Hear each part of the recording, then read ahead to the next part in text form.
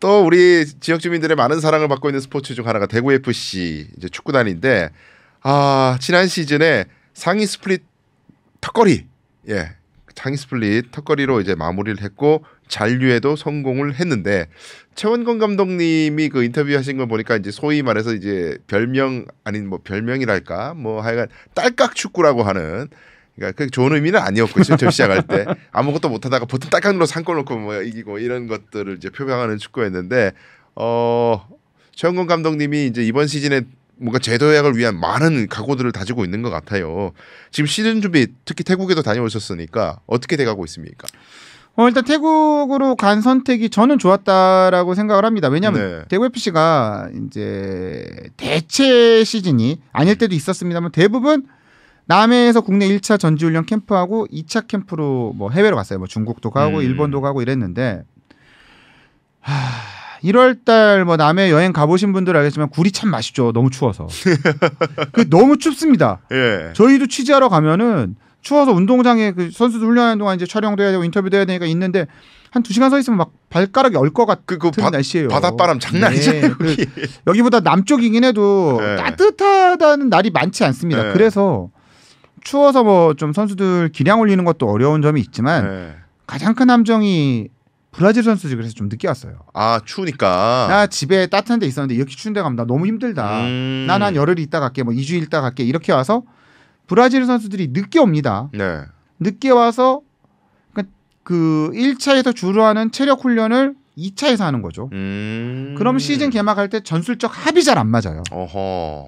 그러니까는 항상 초반에 그 흔히 세징야로 우리가 통칭하는 브라질 선수들과 국내 선수들과의 어떤 호흡의 부분이라든지 어우러지는 축구가 잘 발현이 안 돼서 시즌 초가 대체로 어려웠습니다. 근데 올해 같은 경우는 태국에 가는 날 다 모였어요. 가기 전에 다 들어와서 같이 갔고 에드가 선수는 아예 브라질 안 갔어요. 그래요? 그건 뭐 애들 학교 문제가 좀 있었는데 애들이 다 한국에서 지금 그 생활을 하거든요. 근데 이 브라질 선수들이 다 한꺼번에 시작을 하니까는 그 효과가 무섭더라고요. 갔을 때 선수들이 컨디션이나 이런 것도 굉장히 괜찮았고 서로 합을 맞추는 걸 이미 하고 있다 보니까는 그런 것들이 물론 지금은 맞추는 과정이니까 우와 막 멋지게 뭐가 딱 결과물이 나오는 건 아니지만 분위기라든지 서로에 대한 이 믿음과 신뢰가 생기는 게 분명 다른 해와는 다르게 지금 시작을 했습니다. 그리고 뭐 이거는 특집에는 이제 너무 길어서 뺐는데요. 그 치앙라이라고 치앙마이에서 차로 한 3시간 정도 걸리는 곳인데 가긴 좀 힘들었습니다. 뭐 직항도 없고요. 근데 이 치앙라이 유나이티드라는 이제 그 지역 태국 타이리그 1 이제 팀인데요. 그 치앙라이 유나이티드 FC 구단주가 아마 제가 알기로는 거의 우리 강 변호사님 또래예요. 현지 뭐 지역 유력 인사의 아들 뭐 이런 건데 이 친구가 완전 대구 FC에 푹 빠져가지고 자기네 연습장 주고 자기네 경기장 주고 뭐 거기 내부 시설 다 쓰게 해주고 100% 200% 지원해준 겁니다. 연습 경기도 2번 하고 막. 물론 요 때가 이제 태국은 원래는 리그를 했는데 요번에 그 아시아컵 때문에 그때 브레이크여가지고 뭐 이렇게 좀 호흡이 맞았던 것도 있는데요. 이런 전폭적인 협조 그리고 특히 막 그 대구 FC 조광래 사장님 지나가면은 뭐 이제 영어로 말 걸려고 오는데 꼭 첫마디 대표님 이렇게 시작하고서 우리가 하는 말을 듣고 그리고 대구 FC 훈련하면 막 옆에서 열심히 막 적고 배우려는 의지가 어마어마했습니다. 야 이렇게 현지에서 협조가 되나 했는데 그 이유가 치앙라이 유나이티드에서 그 치앙라이 유나이티드가 뭐 리그랑 컵 대회 우승했을 때 주축 멤버가 지금 현재 대구 FC에서 플레인 코치로 지나는 경기를 많이 뛰었던 이용래 선수가 그때 거의 MVP급 활약을 했대요. 그래요? 이용래 선수 때문에 이게 가능해졌습니다. 시작이. 근데 저도 이제 현지 가보니까는 일단 낮 최고가 한 25에서 28도까지 올라가니까 따뜻하고요. 그리고 잔디 상태가 완전 100%까지는 아니고 리그 중이어서 근데 기본적으로 이 기후가 좋은 지역이다 보니까 잔디랑 토양 자체가 푹신푹신합니다. 거의 다치는 선수가 없이 훈련하는 걸 전 처음 본 게 보통 캠프 가면 한 2-3명 그냥 러닝만 하고 있습니다. 아파서 다친 친구들. 뭐 햄스트링이 왔던 근육이 안 좋던 그렇게 빠지는 친구들이 진짜 많았는데 이번에는 거의 끝날 때까지 한 명도 없이 가다시피 했습니다. 이야, 굉장히 고무적인 소식이네요. 그런 것들은 굉장한 플러스죠. 왜냐하면 이 팀은 매년 그 마이너스를 갖고 개막까지 왔거든. 시작 때 항상 안 좋았죠. 개막전 못 이기는 팀이라는 게 다 그런 이유가 있는 겁니다. 그러니까 100%로 개막전을 한 적이 거의 없는 거예요. 네. 근데 올해는 100%로 개막전이 가능할 것으로 보이는 캠프를 봤고요. 남해를 원래 지난주에 갔었어야 되는데 이제 또 태국 갔다 온 거 프로그램 만들고 다음 주 오키나와 갈 준비를 하다 보니까 남해 캠프를 못 갔는데 뭐 갔다 온 취재진들 얘기를 들어봐도 캠프 자체 분위기는 나쁘지 않다. 뭐 몇몇 선수들이 이제 한국에 오고 하니까 좀 부상 우려가 좀 있는 선수들은 있어서 조절을 좀 해주고 있는 걸로 전해 들었는데 그래도 일단은 굉장히 고무적인 출발을 하고 있었고 감독이 물론 재작년에 감독 대행으로 시작을 하셨지만 지난해 감독으로 첫 해를 했잖아요. 배운 게 많을 겁니다. 본인 입으로도 그 얘기했습니다. 좋았던 것도 있고 힘들었을 때도 있고 배운 게 많았다. 굉장히 젊은 감독이잖아요. 그렇죠. 지금도 이제 K리그에서 가장 젊은 감독인데 분명 그 이제 보여지는 결과물에서 그런 게 없어서 팬들이 좀 아쉬워하지만 제가 아는 한 최영권 감독은 공부를 굉장히 많이 하고 축구 외에 다른 취미가 없을 정도예요. 그렇군요. 예, 그러니까 뭐. 그 본인이 보여주고 싶은 축구 하려는 축구에 대한 생각을 많이 하기 때문에 이번 시즌 조금은 더 지난해보다는 그 보여줬던 것들의 업그레이드가 있지 않을까라는 기대를 해봅니다. 그래요. 이게 이제 우리가 선수 구성에 대해서 또 팬들은 관심이 많은데 이제 대구의 태양이죠. 이근호 선수가 은퇴를 화려하게 했고요. 또 대구 FC에서 후방을 담당했던 이제 홍정훈 선수 아주 든든했는데 대전으로 떠났습니다.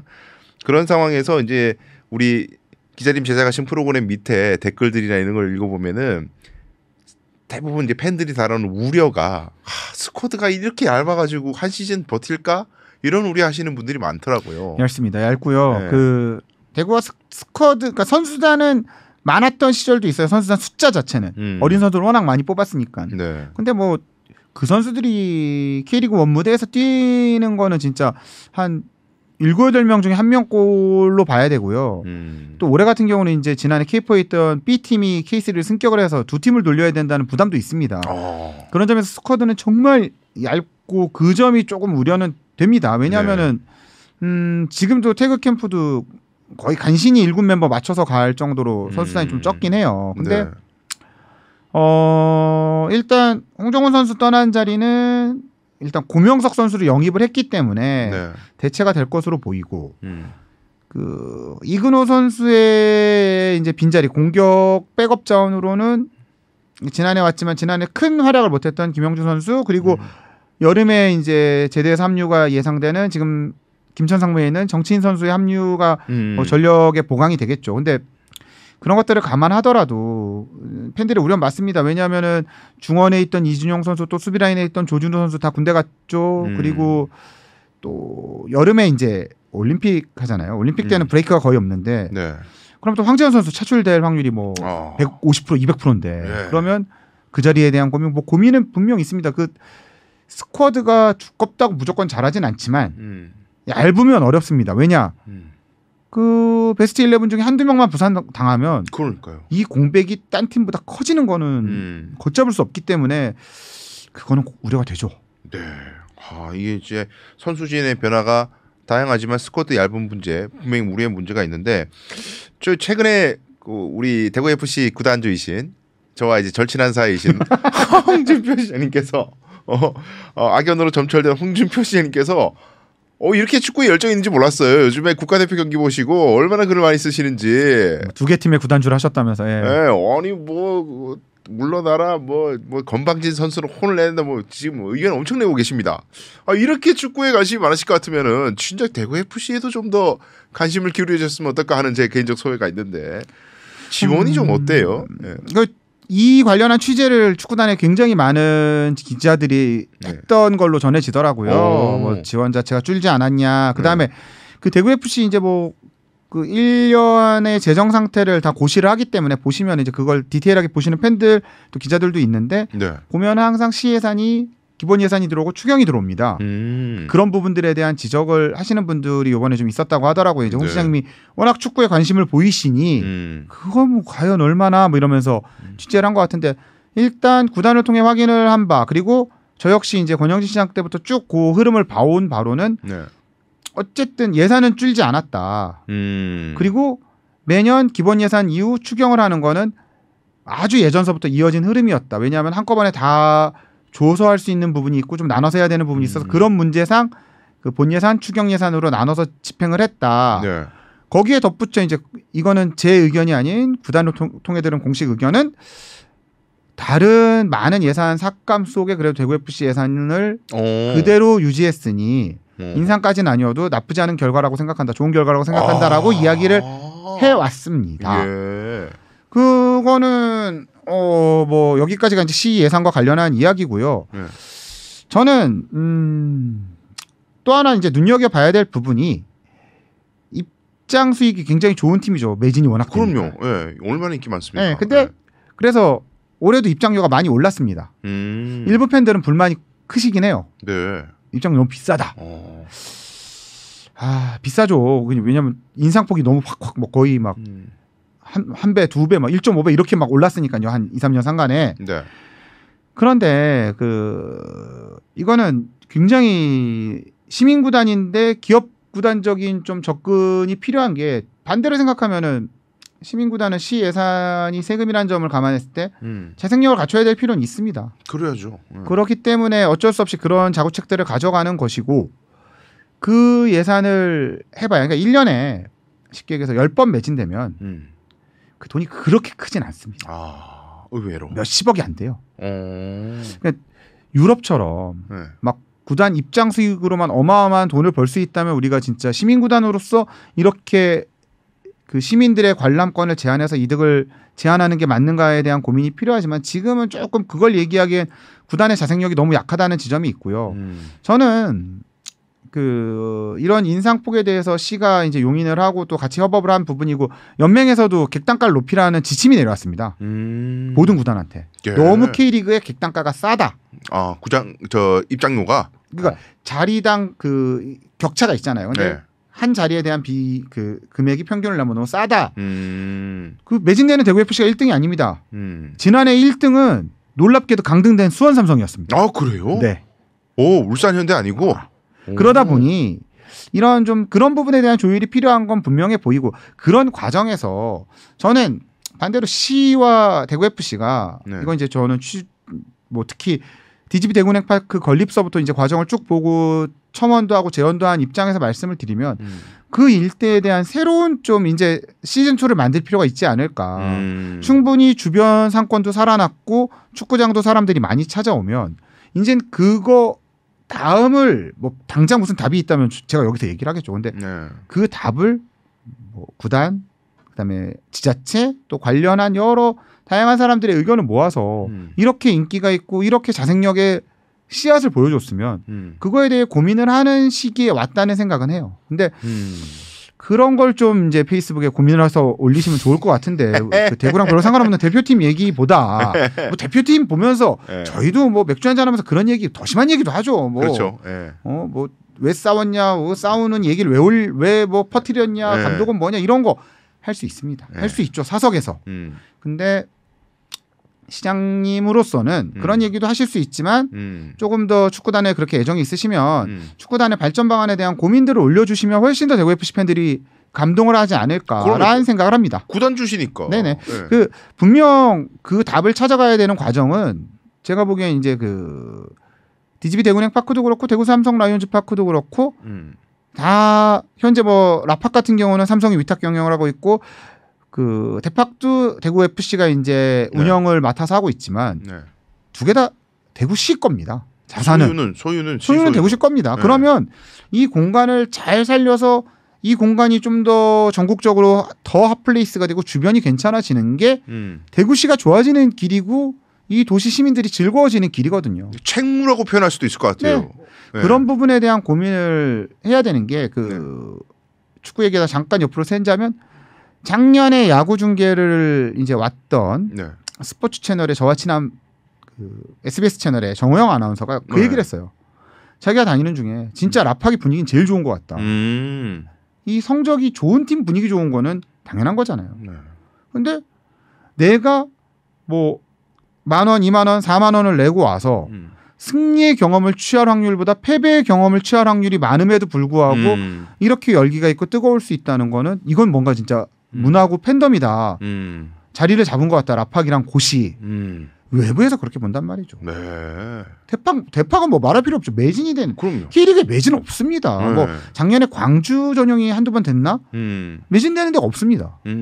매진을 저렇게 하는 지금 공간을 가지고 있다는 것. 그리고 성적과 무관하게 사람이 그렇게 오는 야구장이 1년에 60경기를 넘게 거기서 하거든요. 네. 대구에 70여 차례 열리는 스포츠 이벤트가 1년에 그러면 거의 5분의 1이잖아요. 네. 그 공간들을 조금만 더 활용해도 대구 시민들은 물론 외부에서 이제 타 지역에서도 대구란 곳을 이것 때문에라도 오고 싶은 뭐 그런 도시가 될 수 있는 기회가 아닐까라는 생각을 하면서 그런 부분으로 좀 접근하는 게 필요할 것 같아요. 대구시도. 랜드마크로 발전할 그쵸. 수 있는 저는 이제 약간 다른 측면입니다만은 그 우리 대구 이제 삼성의 야구장의 그 이례적인 좋은 분위기에 또 상당 부분 일조하는 것이 제가 사랑에 맞이하는 김성원 응원단장의 역할이라고 저 생각하거든요. 진짜 연봉 많이 받으셨으면 좋겠어요. 응원가 정말 잘 만드시고 정말 열정적인 분인데 잘 대우해 주셨으면 좋겠어요. 정말. 대구의 자랑이에요. 제가 지금 잘 나갑니다. 그래서 응원 단장계에서도 굉장히 순위가 높으시고요. 그 아마 삼성 응원이 한때 되게 진짜 저평가받고 저평가가 아니라 그냥 평가를 좋게 줄 수 없던 시절이 있었는데 그렇죠. 그 암흑기에 비해서 많이 올라왔고요. 그 문제 완전하게 문제를 해결하지 못했지만은 이종렬 단장 또한 그 응원 단장이 아닌 단장으로서 그 삼성 팬들이 좋아했던 몇몇 응원가들이 있죠. 그 문제를 풀겠다는 의지를 보였습니다. 그 엘도라도도 이야기가 나왔던 것 같아요. 그 지금 엘도라도는 대파까지 들을 수 있거든요. 축구장에서 그러니까 그 최영건 감독이 그 얘기를 하더라고요. 자기가 제일 소름 돋는 게 대팍에서 엘도라도 부를 때라고.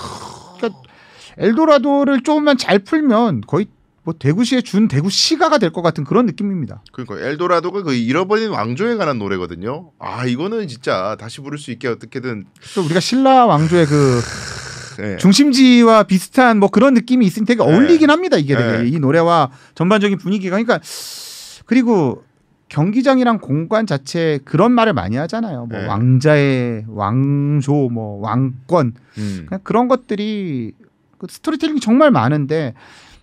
성적은 구단들이 신경을 써야 될 몫이지만 선수단에서 각 구단 삼성 라이온즈의 프런트, 대구 FC의 프런트 그리고 모기업인 삼성 그다음에 뭐 구단주가 되는 대구시는 그런 어떤 스토리텔링 성적을 모기업이나 대구시가 할 수는 없어요. 그럼요. 뭐 선수를 막 사다 줄 수는 없을 거 아닙니까? 그 재정 상황이란 것도 있고 투자의 효율성을 따져야겠죠. 근데 그 외의 영역들은 충분히 그 모태가 되는 쪽에서 같이 고민해야 된다고 생각합니다. 그러니까요. 이 대구만의 특색 있는 색채 최근에는 음식으로 많이 지금 이제 그 대구 음식이 각광을 받으면서 뭐 뭉티기를 비롯해서 그래서 이제 어떻게 보면 대구는 사실 올 이유가 없는 도시였는데 최근엔 그래도 다른 도시에서 주목을 받는 도시로 바뀌어가고 있는 찰나에 스포츠도 이렇게 잘 되고 있는 상황에서 그 어떤 뭐랄까 시너지를 일으킬 수 있는 이게 유튜브라서 확실히 옆길로 이렇게 자꾸 새는 게요. 제가 이제 뭉티기하면 할 말이 되게 많은 게 제가 뭐 대구에 정착한 가장 큰 이유로 이제 많은 저와 친한 분들은 뭉티기 때문이라고 얘기를 하십니다. 그거 먹고 딴 도시 못 갔다 그러시는데 오늘 끝나고 가야 될 것 같아. 되게 땡기네. 근데 가야죠. 그거죠. 원래 제가 대구에 처음 왔을 때만 해도 대구의 이미지는 음식이 맛이 없는 도시라는 이미지가 있었어요. 그 대구에 내려오는데 제가 대구 내려올 때쯤 대구 출신이신 저의 친한 지인 선배가 야, 석 기자 대구는 짜장면도 맛없는 도시다. 웬걸 왔더니 화교가 하는 중국집 이렇게 많은 걸. 전국에 무슨 막 3대 짬뽕 이런 게 있는데. 그러니까 근데 과거의 대구에서는 맛있는 집들에 대한 어떠한 발굴과 집중보다는 그냥 평타 쳐서 자기들이 생각했던 가진 이미지를 자조적으로 이야기했던 것 같아요. 일반화를 많이 했던 거죠. 근데 지금 같은 경우 보면은 삼성이 야구 잘했을 때 이미지가 왕조의 이미지와 함께 겹쳐지는 게 뭔 줄 아세요? 뭡니까? 시민운동장 야구장. 프로야구 중에 제일 구렸던. 그러니까요. 와본 분들은 그 화장실 냄새와 오징어 굽는 냄새가 섞인 그 향이 기억나는 그 야구장 때가 한국 시리즈를 한 마지막이란 거죠. 그래서 그 냄새가 지금 나기 시작했습니다. 자, 대구 FC 기억하시는 분들이 지금 대팍 기억하는 분들은 굉장히 좀 요즘 팬들이시죠. 월드컵 경기장에 2부에 있고 이럴 때 저희 대구 MBC에서 중계하러 가면 중계 스텝, 구단 프런트, 선수들 합치면 관중이랑 숫자 비슷하다는 얘기하고 이랬거든요. 그 암흑의 기운을 다 떨쳐낸 팀들이 지금 너무 좋은 데서 너무 잘하고 있는데 대단한 거죠 진짜. 예. 음식이 이제는 전국적으로 조명받듯 뭐 프로야구 없는 도시가 없고 프로축구 없는 도시가 없지만 우리는 딴 데랑 다르다 이렇게 팔고 우리 스스로 자부심 느낄 만큼 역사가 있고 스토리가 있고 좋은 공간이 있는 팀이란 거죠. 그 세 개면 됩니다. 스타도 있잖아요, 다들. 그렇죠. 그럼 됩니다.